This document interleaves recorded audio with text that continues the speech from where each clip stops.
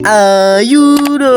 Ako nga pala si Smash Smash, mahilig mga smash ng kalaban. Bago nga ang lahat, kung hindi ka pa nga nakapollow, mag-follow ka na. I-share mo na nga din kung hindi ka tinatamad. Welcome nga pala sa 2 araw at 3 game natin sa paggamit ng alis. Sa mga hindi nga nakakaalam ay ginagawa nating content ay papatap global natin yung alis natin. At syempre gagawin na din natin yung naudot natin na mission na magpapaglory nga tayo o kaya naman magpapa-immortal. Simulan na nga natin tong game.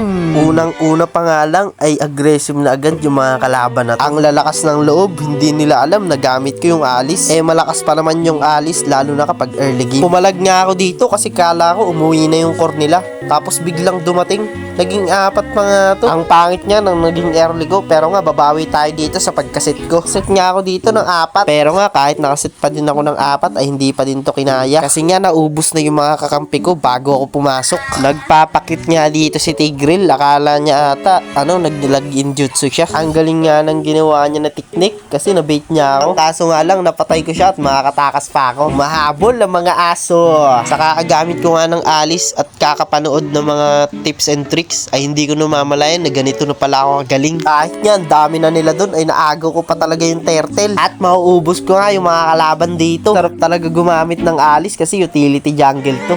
Ang kunat. Game na nga ako nakapag-aggressive game kasi nga naunahan tayo sa pagkuha ng early game. Ganito mag-ruby connection. Hindi katulad nung ruby na nakakampi natin nung last post ko. Kasi nga yung ruby na yun, kulokoy. Asan tuloy yung star natin at yung MMR Imbes mapapatap global na, magiging top barangay pa. Balik tayo dito sa game, makakaset nga ako dito. Superb control! Ang angas! Akala ata ng mga to, wala akong backup Maubos na nga namin sila at akala ko matatapos na dito yung game. Kaso nga, madedep pa nila dito at hindi namin matatapos. Ang sarap siguro gamitin ng alis kung damage tapos makunat no? Tignan mo niya mga ganyan, Pang setter na lang talaga. Adin talaga kwenta, lalo na kapag walang nag-follow up sa'yo. Eto na nga, yung huli naming clash. Kita ko nga na tinulak ng Tigreal yung MM namin. Syempre, bumakapagad ako. Nag-first kill in nga ako tapos sabay SS. Pakak. Akala ko nga nawala yung mga kalaban. Yung pala, nasa damo lang. Dito na nga namin, mauubos yung mga kalaban. Pumapalag-palag pa nga tong dalawang to, pero wala na. Hindi na talaga kinaya yung bagsik ng alis ko. Hindi pa pala yun yung huling clash. Eto pala yun. Eto na talaga yung magiging huling clash namin dito. Akala ko din ay yung huling clash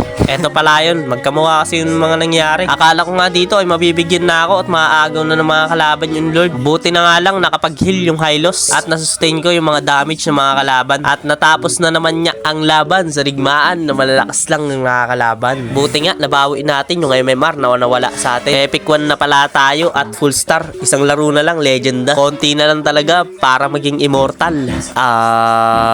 Yun lang. Bye-bye.